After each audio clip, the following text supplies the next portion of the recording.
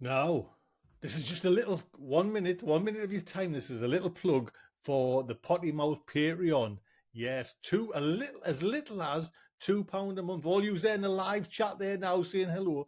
Come over and join with there. Help support this show. Sometime this week, I'm going to have a chat which will be available on the first podcast of the Potty Mouth, the Mother Chucker Garden Experience podcast. Going to have a chat with Ian from Grown Local. So that's something to come up with there and have a listen to. Look after yourselves. Back to the show. How you doing, everyone? JB, how are you, sir? Are you all right? Yeah, very well, thank you, Tony. Yeah, all good. Just finished eating. JB's just before we came on there, stuffed the biscuit in his mouth there. So, are you good, JB? Are you well? I'm well. I'm a bit tired, Tony. Are you? I'm okay though. Right. I'm okay. Right.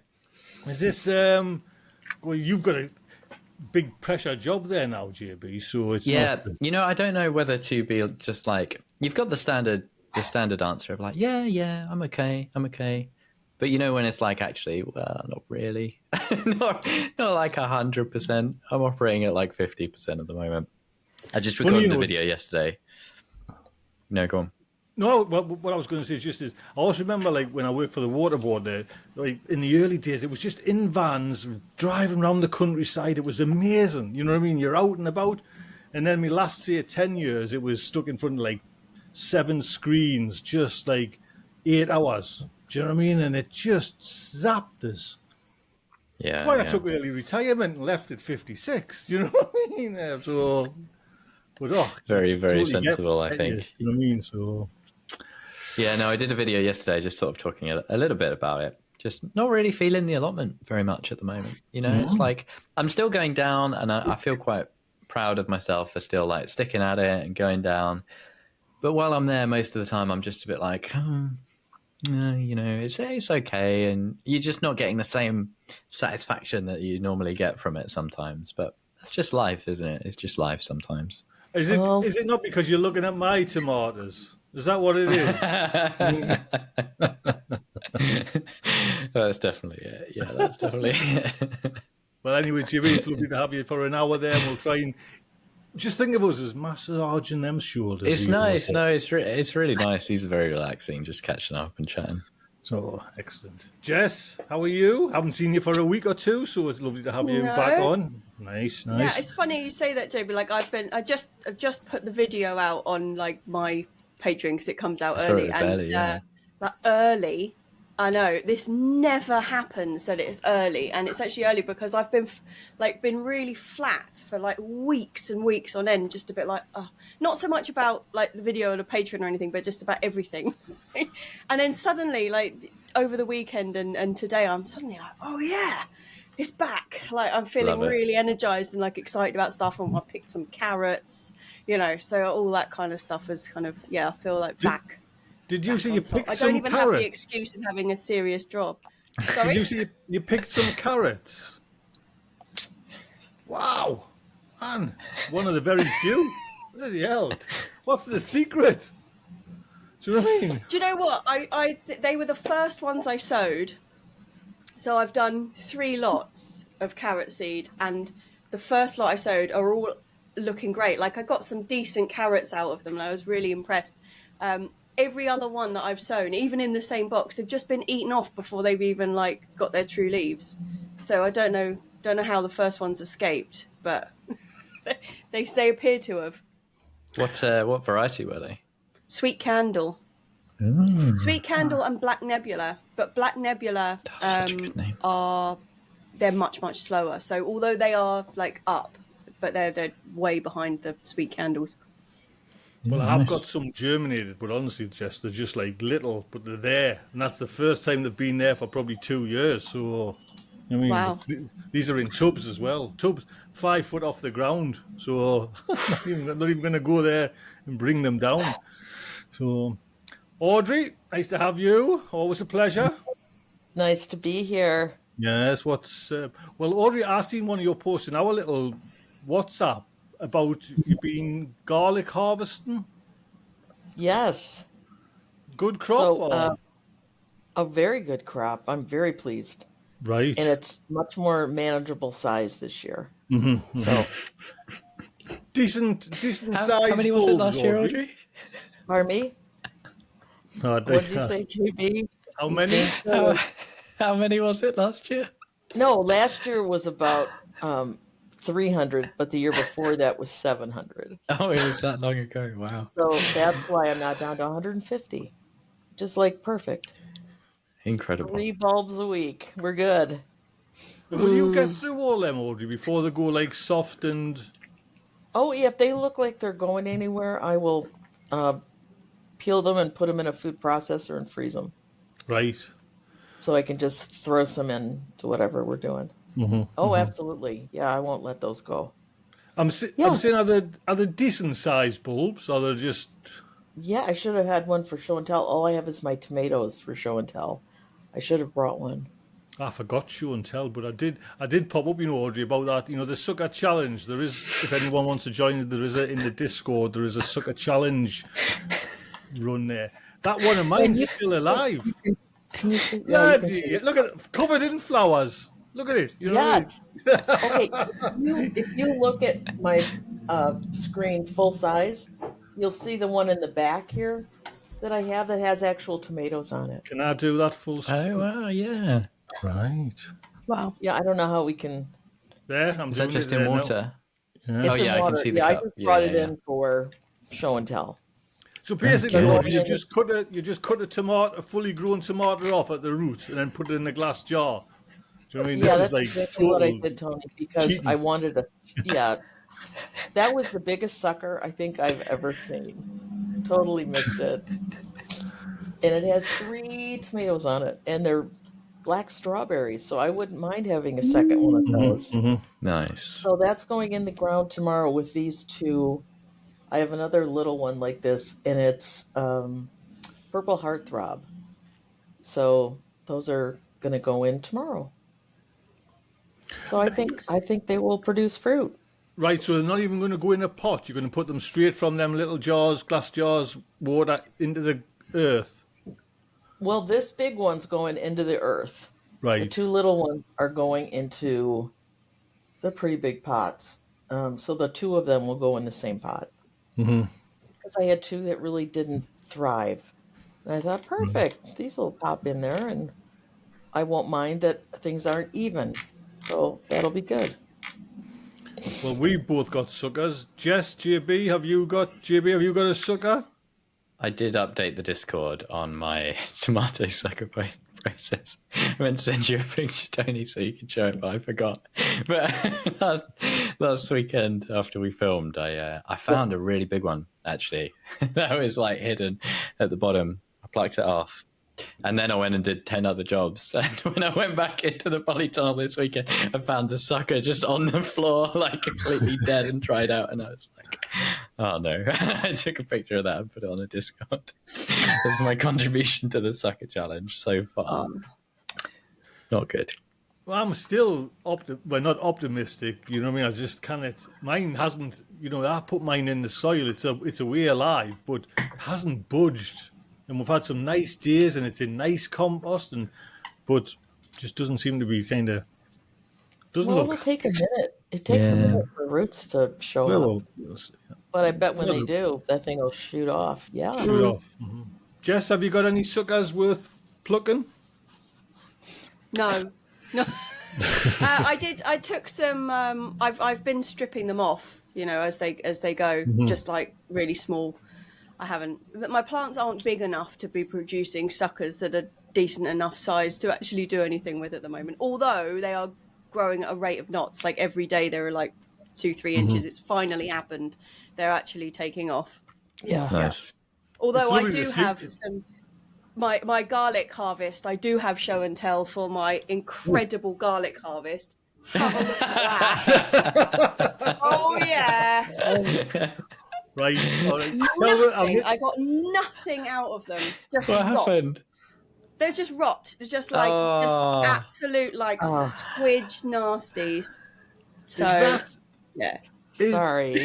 Could that Didn't be? you do yours in... I did them in pots. Yeah. Yeah. Yeah. So that's But not when onion. we were- That's not onion white rot then, Jess. If you've done it in pots. Well, it's difficult to tell because like onion white rot's like quite easy to identify. You know, when you pull it out, it's got like really distinctive like white, like proper white rot at the bottom of it. But that is only when there's actually something for the white rot to still be attached to. And in this case, there was nothing. So if it had white rot, I now wouldn't be able to identify it. But bit unsure about the compost. I'm thinking when we were digging them out, I was thinking, my goodness, maybe we might have mixed in new compost with like the stuff that we grew the potatoes in, and I can't even remember, so I'm going to have to go back and have a look what we actually grew them in. But the shallots that I had growing in pots, that was entirely new compost, like nothing, there was nothing, and they've also got white rot. So That's horrible. That's concerning. I hate it. I was going to say that. Yeah, That sounds like the white rot's in the compost that you've bought, then, Jess. don't know. But it's really like the shallots are in a much better state than the garlic. In fact, it's on this week's video, the exciting reveal of the garlic. But they're like the shallots, because they were growing from sets, they've split. You know, they've got like loads of shallots on them, but they've just like started collapsing from the bottom end, and they're just like soft and grim. Is there anything worth saving? The shallots I've let dry out. When I picked them out, it was just like, oh, you know, when you pick one up and your finger goes through it, and it's like, yeah. So I don't know. I've let them dry out, and I'll see. You never know. There might be something worth saving in there, but there wasn't when I looked at them initially. So you know your garlic, because I think I've been there, Jess. You know you've got like the green stems, lovely. You just pull it, and nothing comes. It's just like the green stem comes. Been there, done that. Yep. Yeah. To be fair, I'd left them quite a long time because the green stems had like died over. You know, they'd like flopped and gone brown. But normally I would leave my garlic until it's gone brown and then dig it up. You know, a bit like when you leave your potatoes to go over. But yeah, it was not a pleasant surprise underneath the soil. Yeah, that's no fun. It's when they actually with onion white rot, they look lovely. You know what I mean? They look lovely. They look lovely all the season. Yeah, they get a little bit of rust on. I can live with that at the end. They start to die back, and it's like round about that 24th of June. And then, like you see, you pull them, and there's nothing there. Just snaps off and just gone. So yeah. But I've never heard like straight from. Did you say it was like bagged new compost? The shallots were definitely in bagged compost. Wow, man! But I mean, if everything I've got in the garden is got white rot on it, I mean, it could have just been on my trowel. You know, it could have been anywhere, any kind of contamination. It just becomes, you know, like trying to sterilize everything. I think maybe just garlic is off the menu for now for the allotment. I'm gonna give myself a couple of years break from the heartache. Yeah. Oh, it's gut wrenching. What are you going to do with the compost then, Jess?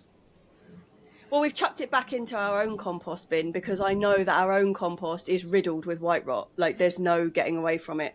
We can grow spring onions absolutely fine because they're in the ground for such a short amount of time. Like, that's not a problem. And I can do nipper leeks because similarly, they're not in the ground for very long. But I think I'm just going to have to accept that long-term alliums are not happening. Not a thing. They're not a thing. They are Jess. not a thing on my allotment. Right, we've got a question from Meg. If anyone's watching on, you can come and join Patreon. I'll just show Meg's question. What can I do? JB, this is yours, surely. Aphids, you're a kind of an expert on aphids, on my brassicas.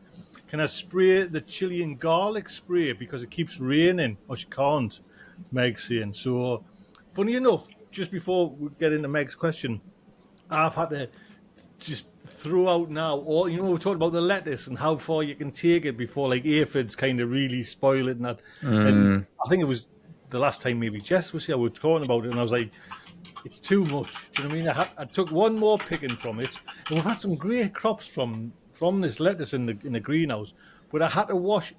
The first wash is just like, the water's almost thick with aphids. You know what I mean? And it's just like, right. So you rinse it all out, new fresh water. The same again.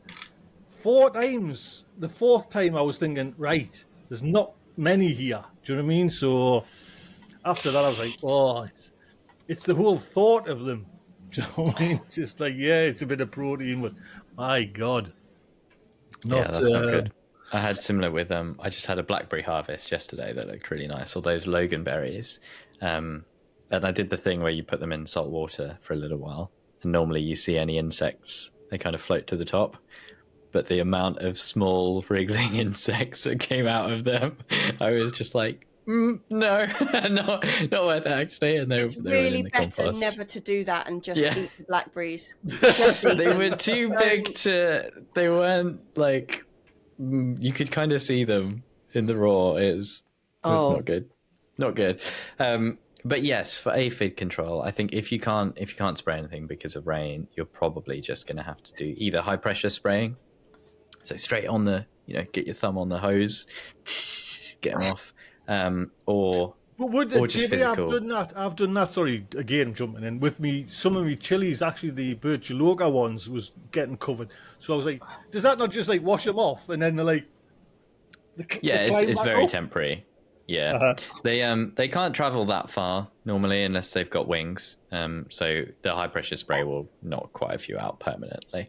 But yeah, it's not the same as hitting them with a proper pesticide. There's always neem oil. I was going to say, would neem oil not be a bit more stickier on brassica leaves? It is, yeah, definitely more sticky. And I think a lot of the oil-based sprays that you can get will be a little bit rain-resistant, and it will pretty much hit your aphid populations as soon as it touches them, right? Like the oil does weird things to them that they don't like. So, yeah, if you've not got any sprays that are oil-based, then it's going to be a case of physical removal, giving them a squish, and high-pressure spray, I think.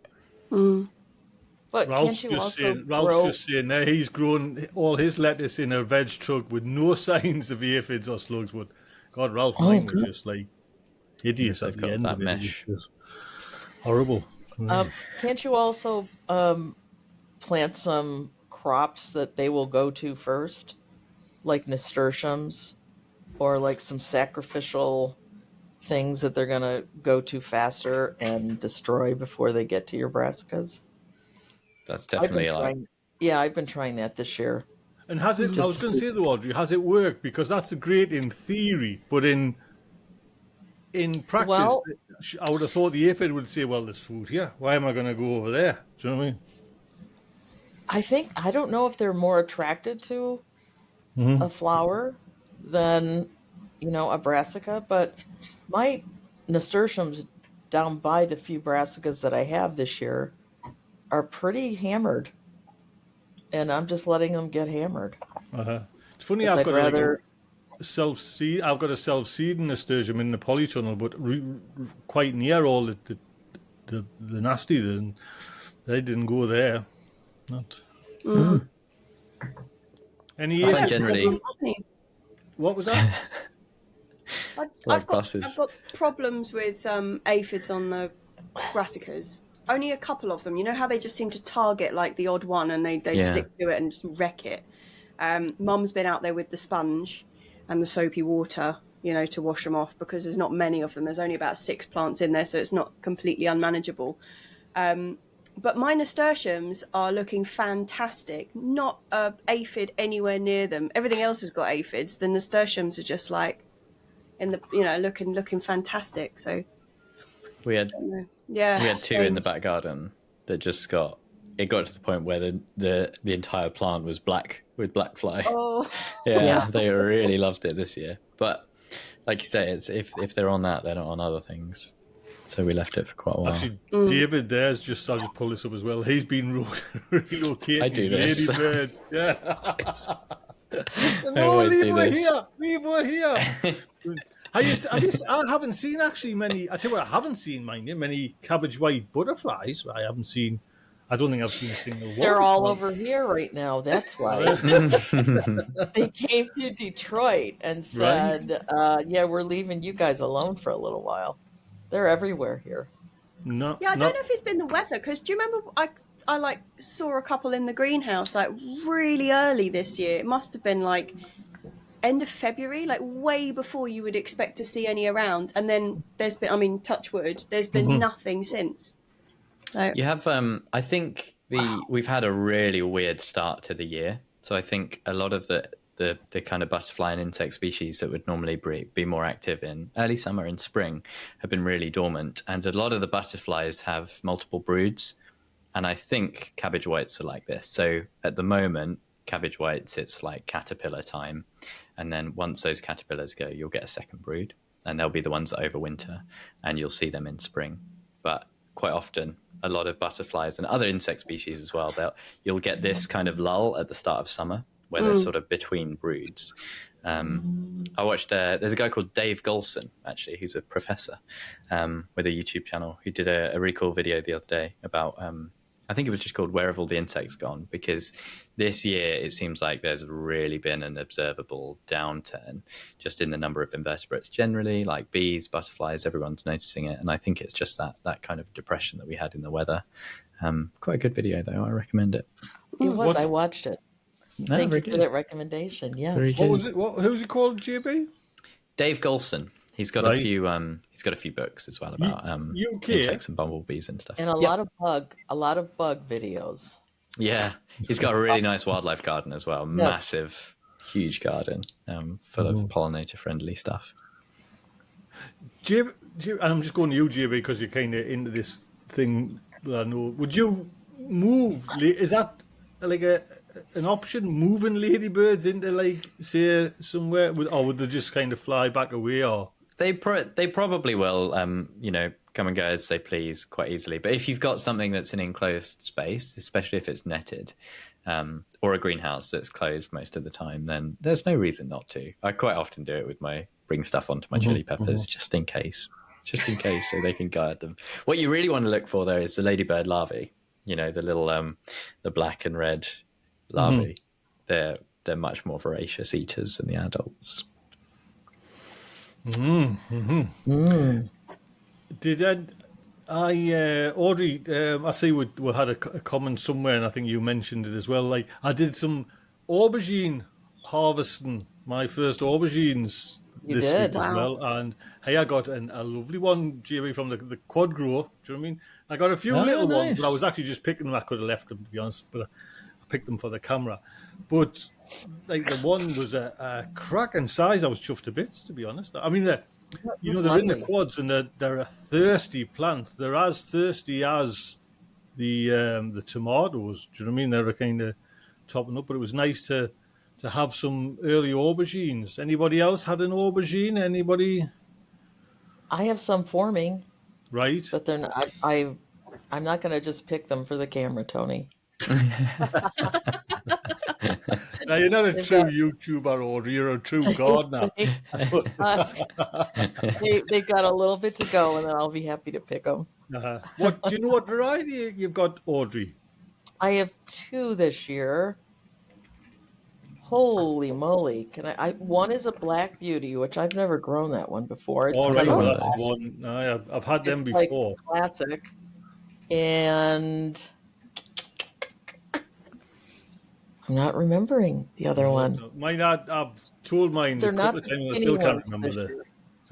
They're not the Asian thin ones this year. I kind of went with more of the classic shape. So, yeah, what is that? I have to be JB here now and go to my computer and see what mine was picked, and the lasagna was made that day, and it was chopped and fried, and it was in the lasagna that night as well. Do you know what I mean? There's a little hint. It's on Patreon. All the pictures are there on Patreon. JB, can I just show you this? And you can explain what's happening with me chili pepper. Let's just see if I can pull it up. So, what am I doing wrong? Now, this is just on a couple of plants, right? So, a lot of the plants are great. These are my jalapenos, but I thought, I'll take a picture of that. Why is it splitting? Or like, I guess it's stretching. Is it growing too quick, or? So this is called, I believe it's called corking, but I might be misremembering that. I think it's called that. But this is very common, especially in jalapenos. It's just a natural. It's just kind of a thing. It's just a natural thing that happens on these. And in fact, there is one specific variety called the farmers market jalapeno, which has been bred to basically have as many of these on as possible. And it looks horrible. It's like this grey, wrinkly, it looked like an elephant. It's like really, really weird, but very cool. And it's just kind of a natural thing you get in jalapenos as they age and kind of ripen up a bit. Why would they want to, Jibby? Why would they want to make that like a thing? Why, you know what I mean? Our plant breeders are weird, aren't they? They're eccentric. They're always looking for something interesting and a bit weird. I did the farmers market jalapeno once, but it didn't really grow very well. I think I had one that was starting to look a bit like that when you had there, Tony, but it never really got properly. It's like I say, it's let's just say on average, JB, there's probably about 50 or 60 chilies like that on one plant, and just a couple of the I'm lying. 50 or 60? No, I wish it bloody was. I kind of just wanted to drop that in there. There's probably about 10 or 12, I would say. But maybe just a couple of went like that. You know what I mean? So, and it just looked to me as if it had grown too quick, like stretching. But when you have a look at it, it is this. It's like almost on the outside of the skin, this kind of like a wriggly grey kind of creases. But so it's corking. Yeah, that sounds. Yeah, corking. And it definitely looks like it's. If you Google chili pepper corking, it's all about jalapenos. It's all about jalapenos. I don't think I've ever seen that on another kind of pepper. Yeah. But a lot of the jalapenos get it. And Audrey, do you just still use that jalapeno, or would you discard it? Oh yeah, no, there's nothing wrong with it. Yeah, no, I totally use it. Mm-hmm. I'll have to get a recipe off you, Audrey, for stuffed jalapenos, because I guess you must have one in your arsenal somewhere there. I do. And the other eggplant that I'm growing is called a matoya, and it's more bell-shaped than the Black Beauty. So it's got a bigger bottom than the eggplant, the other one. So, yeah, these are two that I've never grown before, so I'm very excited. Are they in the ground just getting irrigated with water, Audrey? Are you? Yes, they are in one of my raised beds. I have those high raised beds. I'm only growing 2 plants because my husband is not an eggplant appreciator. Right. So he's always trying to give them away. And I'm like, I know you don't like them, my dear. I happen to. So stop giving them all away. Then we'll have to go to the store and buy them. Just let me have a couple eggplant. But I also sneak it in stuff he doesn't know. Very good. That's always the good trick, that is. I know. Yeah. So Jess what he doesn't know. He doesn't watch this. So we're good. my secret is safe.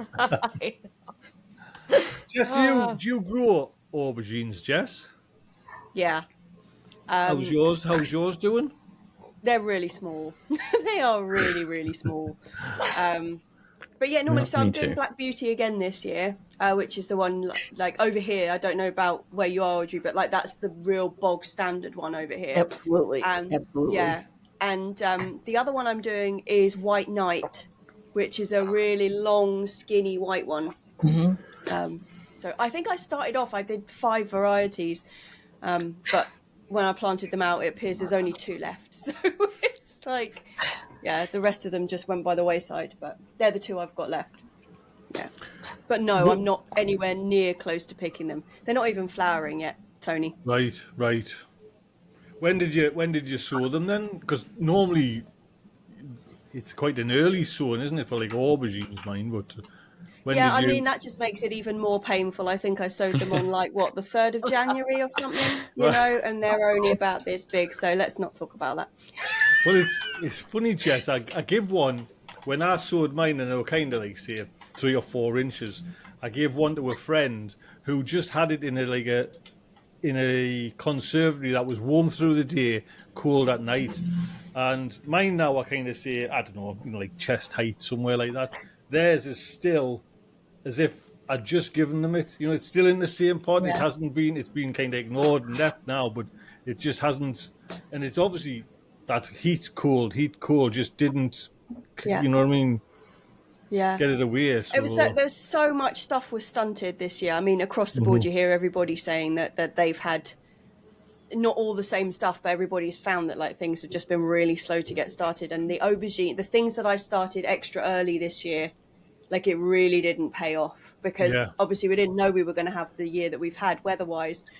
But yeah, I mean, I think it would have been advantageous to plant them like mid to the end of March as opposed to January because they just were so stunted by everything, by life by that point. I should have just cut my losses and started again in March, really, but I didn't. It's hard to be honest, Jess. And I was talking to Ian and Grown Local about it, and I'm not going to go into my greenhouse now till the middle of February to even like prep and think. I'm not doing this January nonsense next year. Because but sometimes it works brilliantly. Like some years, it's absolutely great, and if you've waited until March, you kind of missed the boat. So I think next year my plan is I'm going to stick with the early sowing, but I'm going to do a second wave. If things aren't looking good, I'm not going to just like try and hang on to hope. I'm going to do another one like mid-March, and hopefully somewhere in there, like catch the right, like Goldilocks. the right bit. Yeah, sounds very sensible. It's just, I think with me though, it was more. I can't remember if I was germinating in the house this year, but it's always in the greenhouse. So it's like heat mats, heaters. Do you know what I mean? The lights. You know what I mean? It all. And I was thinking, do you know what? I could probably careful with me money for once. You know what I mean? And just like start mid-February towards March, because March, I think middle of March is when I sow anyways tomatoes. So. I'm being a little bit with the chilies, a little bit kind of late then. Not if you're giving them a really good start. I think, start of March with lots of nice heat in your greenhouse will probably be okay. Because even with the heat in your greenhouse, especially, in January, they're not going to have a brilliant cracking start to the season. If you were talking about the difference between growing indoors in January or the difference between starting indoors in March, then I'd say it's still worth starting indoors in January. But starting outdoors with a slightly, you still got the cool nights. You're going to be spending loads of money on the heating and that kind of thing. You're probably fine. And they really catch up. Like the extra month at the start of the season in. Even if you're giving them as much as you possibly can, it's just not the same as like a few weeks in the sun at the height of the season. Says the man who put in 3-foot chili plants. Yeah. When we're all putting in these ones that barely have true leaves on them. But if I'd started those plants in March, they would have been a really good size if they'd grown as quickly as they did. But that's what I mean. I think I've had pretty much the most ideal growing conditions at home as I possibly could have until around mid-March when I didn't really have enough light for them.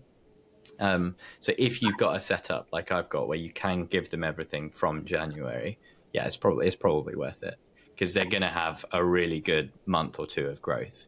Whereas if you just on a windowsill indoors with like some subpar January light, it's just not the same.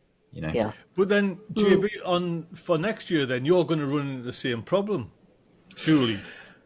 I want to do fewer plants next year. That's my commitment. I hear all these. Ever had that before? Tony's not going to start anything in January. Yeah, you're going to grow less chili. Yeah. We need to. I want to earmark this video.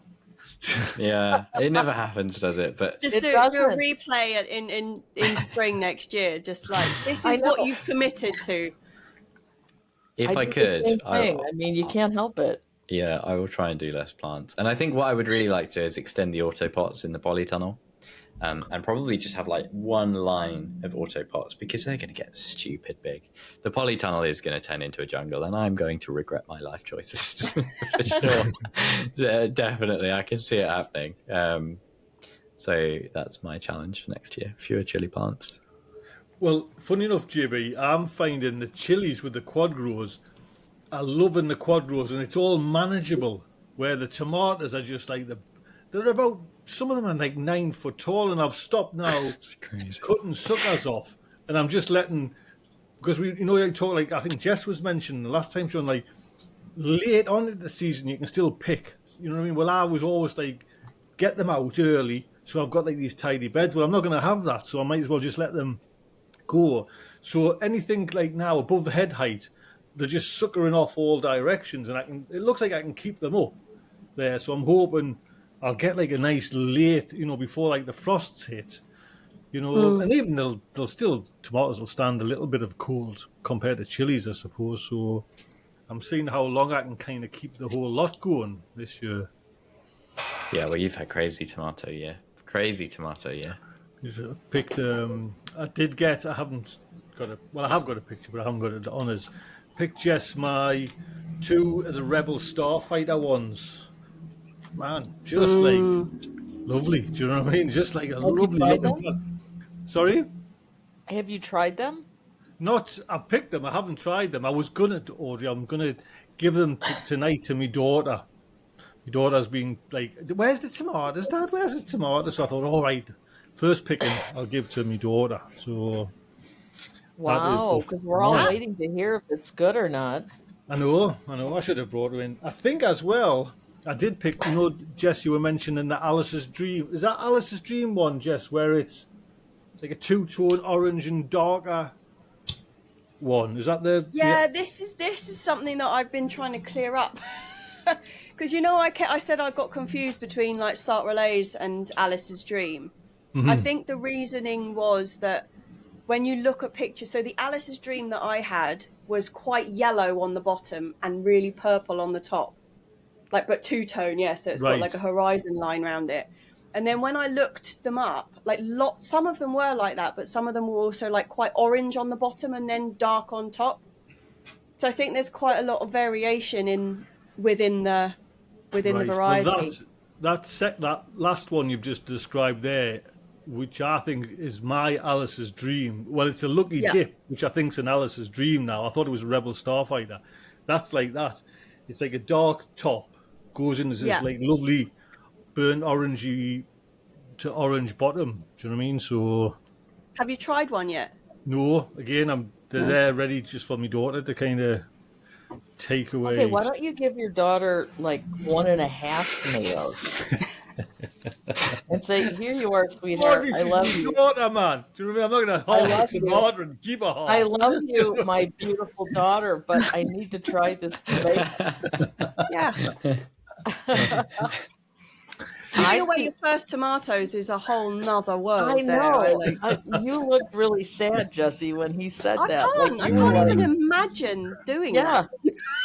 Father of the year. Kids, it's the kids.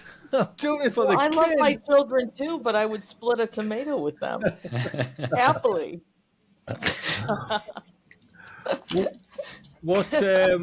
Any good news? Anything happening nicely, Jess? Anything going on? Well, yeah, like I said at the beginning, like I'm feeling really enthusiastic, having not felt enthusiastic for probably about 3 months. Wow. Like suddenly, like we had one really good day at the allotment last week, so like did all my filming in one day basically, and then like potted the rest of the time, and suddenly things feel like maybe like it's not still the end of March. Like it suddenly feels like things are starting to move. The tomatoes, although they're like not in your realm, Tony, they are actually like really picking up speed, and everything's all potted up in the greenhouse now, even though I would have normally done that by the beginning of June. Like suddenly all these things that just like hadn't happened and should have, and like everything's go now, and things are really starting to respond to the heat, and the beans are off, and it's starting to feel really good. Late, next but good. week we'll come in and we'll ask Jess, you know what I mean? Oh, I've got black fly on me beans, the tomatoes have fell on the It's a floor. bloody disaster. I'm never going back. Yeah. JB, is there any, Yeah. are you in as good a mood as Jess in the gut? Because you've just hit a slump there as well, so what's... Yeah, no, I'm definitely still slumping. I think mostly it's just, it's not the garden. There's nothing like particularly concerning in the garden at the moment. I'm just not getting the good feeling from it. But I think it's mostly just work. There's a lot of deadlines at the moment, a lot of long hours, long days. So it'll come back. But I spent the weekend there. JB, I was going to say, you have got just to step out into your back garden. It's just a wash of colour. So that must be like a nice... I tell you what, we tend to only spend a bit of time out there when the weather's nice, and the weather's just been garbage, absolute hot garbage for the last 2 weeks as well. So not enjoying the back garden as much as we probably should be. But I've still been going to the allotment, like I say. It was a good 7-hour shift up there yesterday. Had the mower out. I was helping my uncle, actually. We had he's got a plot sort of round the corner that he's not tended for an entire year.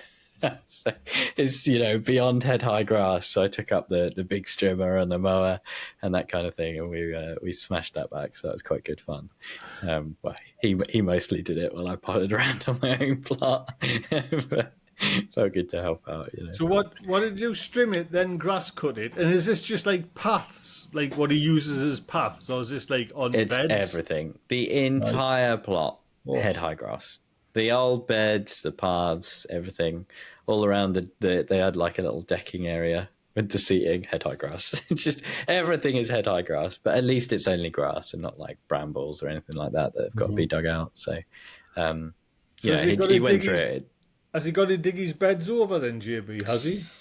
Probably, yeah. To make them, he got a warning letter from the council. I thought, okay, right, let's sort this out. They had a newborn about a year ago, so fair play. They've been pretty busy.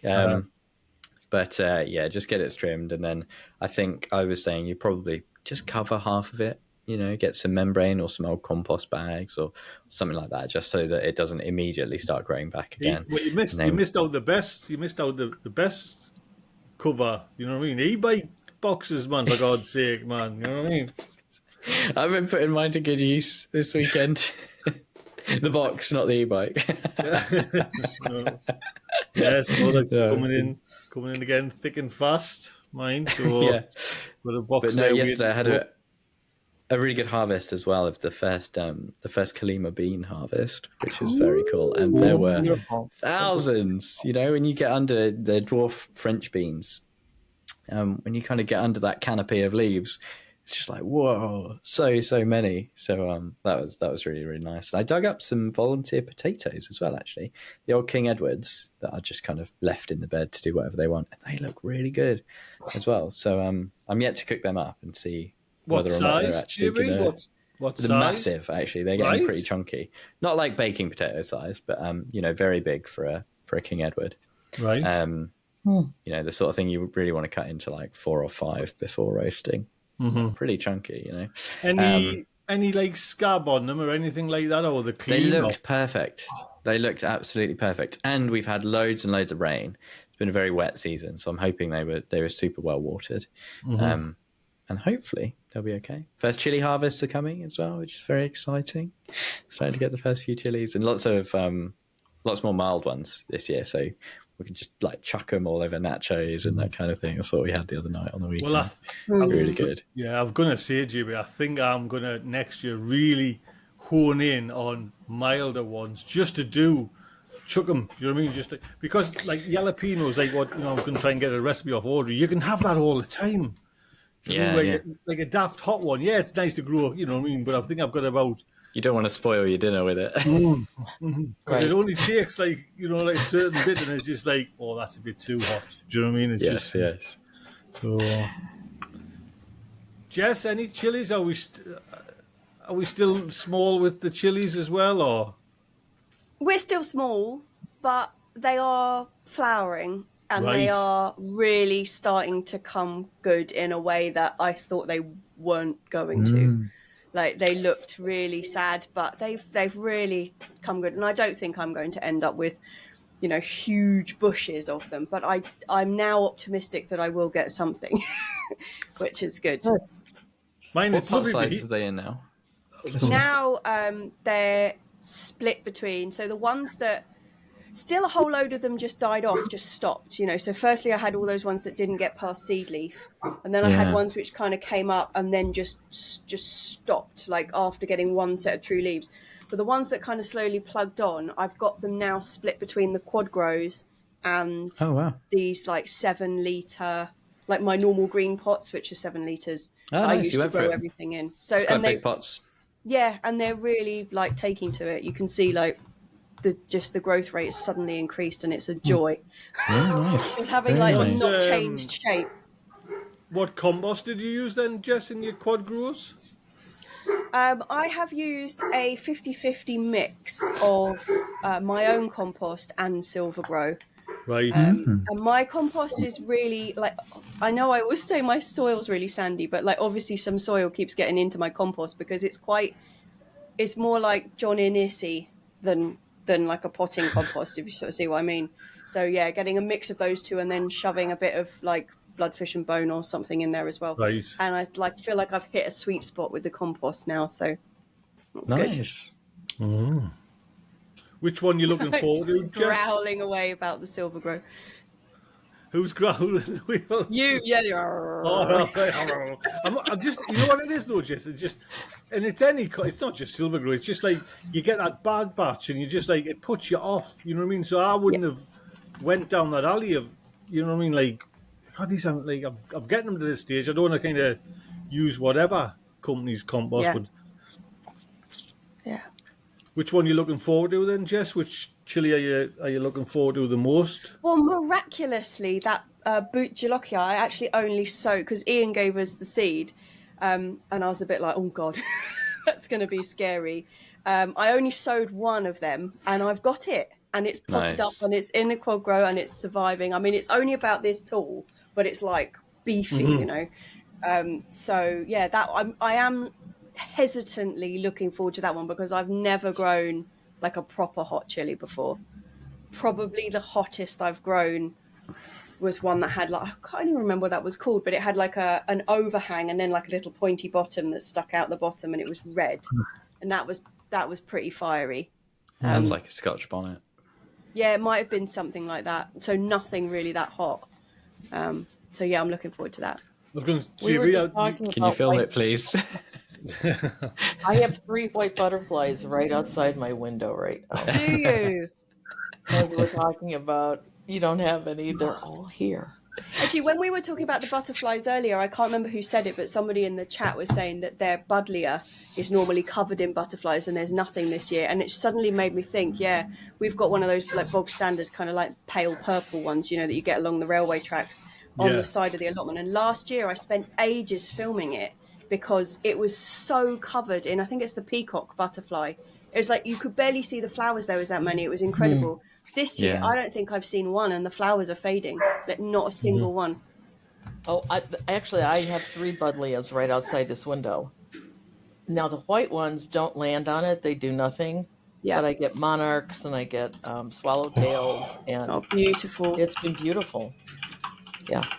Yeah. We've got nothing. I've seen nothing. Oh, so sorry. That's to me is like the beauty of summers when they come out. Yeah, I know. Normally they're dotting around. But then last year, I don't know that much about butterflies actually, but last year there was a small, like dusty orange butterfly that was everywhere. I've never seen so many of them. You walk through the grass and like the grass would just lift with these butterflies. And again, I haven't seen any of them this year.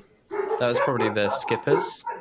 When we were at Hampton Court, I've never seen so many skippers in my life. Yeah, that's what it was like. Small all skippers the way around here. everywhere.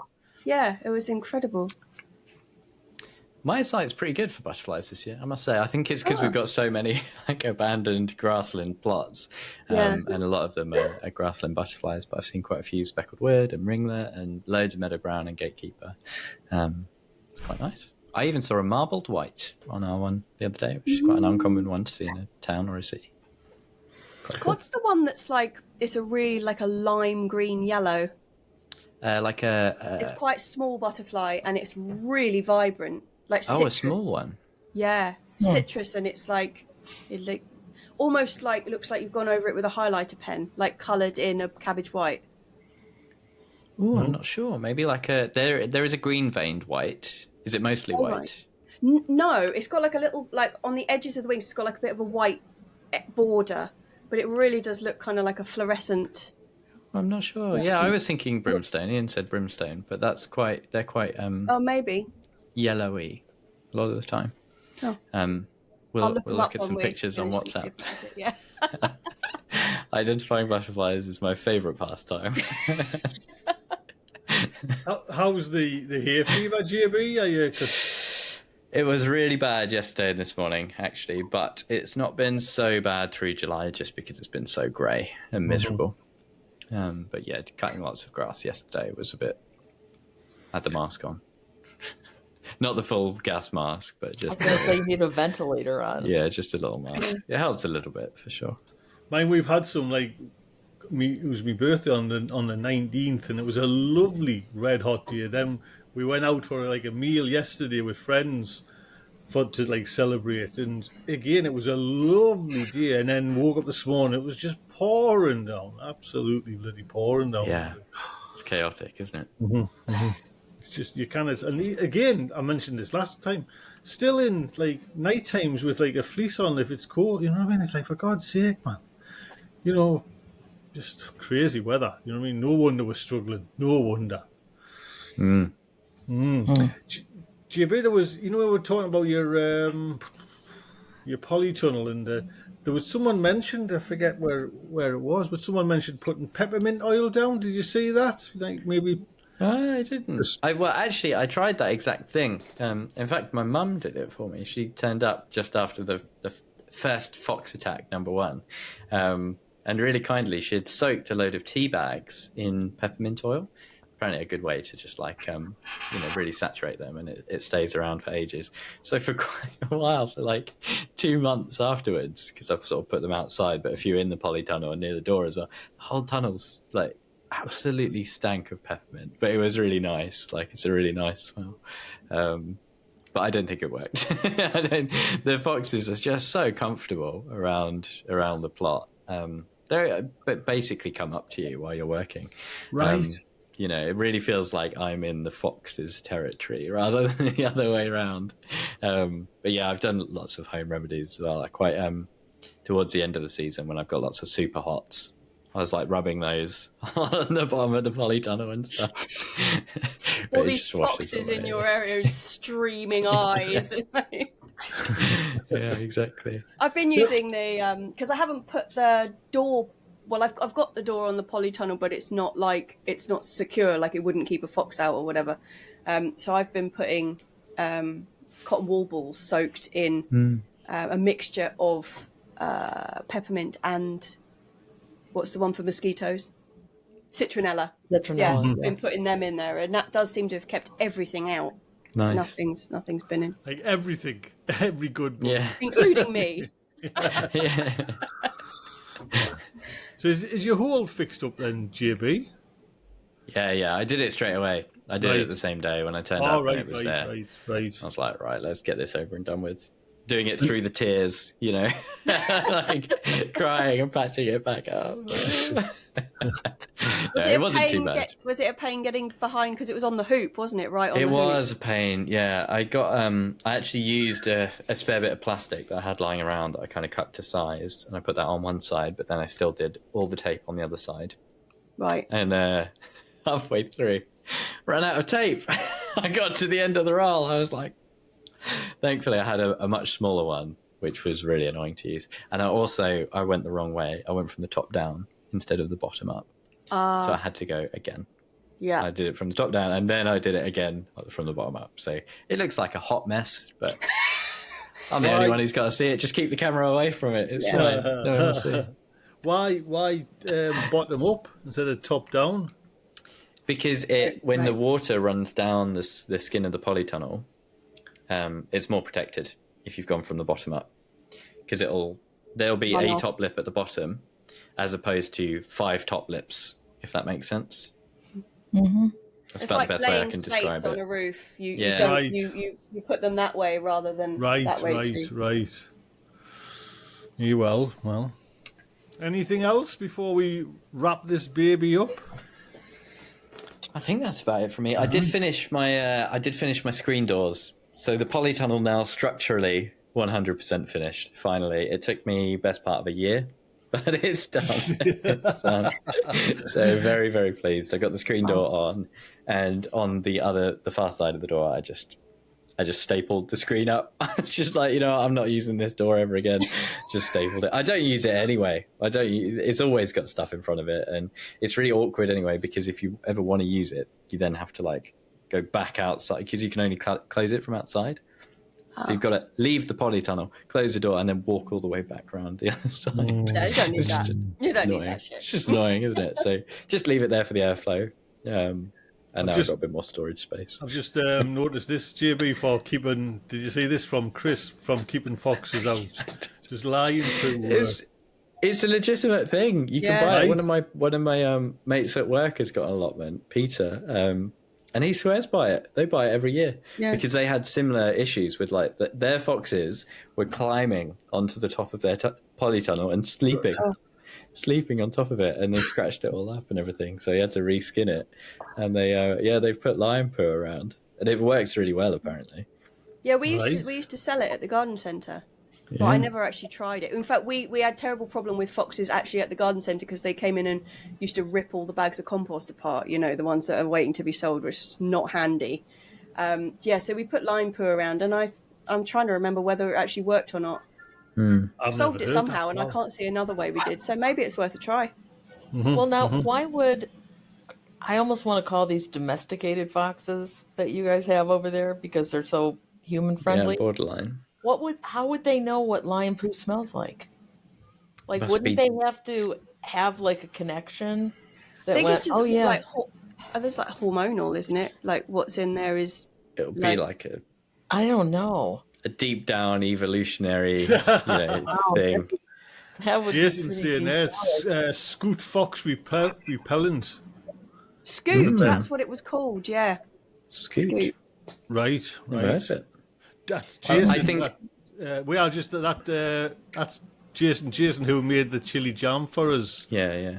I think he's just joined Patreon said- so he can have his jaws back. It's the only way he can get in touch with us. He said earlier his 390 chili plants are doing okay. Absolutely crazy. He's packed them in there. I think he's like got about I mad. don't know how many the Super 7 things just all piled up, cooking away at his germination kind of thing as well. So Yeah, I think the main reason that I'm not particularly hopeful about any fox repellents is that my next door neighbour feeds the foxes, which is not good. But I think that's probably one of the reasons they treat my plot like home. I have had words, but you can only do so much. In fact, the entire the council have had words, and they sent out letters to everyone saying and rewrote the terms and conditions about feeding foxes, because it's a big problem on a lot of other allotment sites as well. But have they I stopped? think she might still be doing it. I've not seen her though. Cheeky bugger, eh? Yeah, not fun. Not fun. There you go. Especially when you get a letter from the council as well, and you're picking. You know what I mean?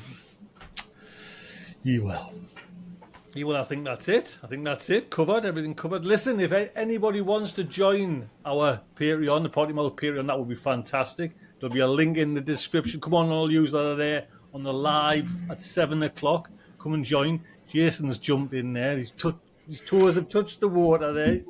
Jumped in, so it'll be lovely to see you there. JB, where can we see you, sir? You can find me at NaturallyJB on YouTube and Instagram. And when your videos come out, JB, will you put a smile on your face? Will you cheer yourself up? And you know what I mean? Do you still need a little massage? I like to be pretty honest. I'm pretty honest, but it naturally makes me smile when I start videoing and sharing the garden. It's kind of the whole reason I do it. Do you know what I mean? It does just automatically put a smile on my face. So it's nice. It's nice. Audrey, where can we find you? Real Food Comes Dirty, YouTube, Instagram.com. Right. And I'm having a consultation with my son, who runs SEO for he's run that for years for a large company. So we're going to do a little work on my website today. Nice. So we will see what we come up with. Top of Google's rankings. That would be the goal. I'm not sure. I'm holding out for that one, but that would be a lovely goal. I don't think he's going to do it properly for you because you know why, Audrey? Because you wouldn't share your first tomato with him. That's why. I would share it with him. Yeah, that's different than just handing them over. I would say, honey, go get a knife. Let's taste it together. Let's taste this together. Yes, not too much. Not too much. Yes. Jess, where can we find you? Here and Plot 37 and what is it? Patreon, YouTube, Instagram, website, all the places. All of them. Yeah. And Jess is doing a bit better than JB. Jess has got it now. He's got he's going for it now. Things are happening in the garden, so we'll pop over to see Jess. It's only recent though. I've been totally like oh god. Well, I kind of feel like there's been like we're over the hump. That's how I'm feeling. Like, planting now or seeding for fall, and I feel like everything's a bit under control. Not controlled, but under control. Yeah. So I'm looking forward. It's been a hard year, Audrey. It's been a hard year. It has. So I'm looking forward to a nice fall garden because I think that's going to do better than my spring garden did. Although I had a good garlic crop, so I'm not going to complain. Show off. I'm going to say that's just loving Jess. No, here's why I love garlic. It's kind of like a potato. You put it in, you get what you get. So I'm just happy that for some reason my soil and climate likes garlic, because so do we. So next week we're going to be on here, and you're going to have all this plaited garlic behind you as a background. Well, I was thinking if we do a Halloween show this year, I might come as a head of garlic. Well, listen, everyone. Thank you everyone that's in the chat, that's been in the live chat. JB, Jess, Audrey, thank you very much. Thanks, all. Look after yourselves. Take good care. Bye.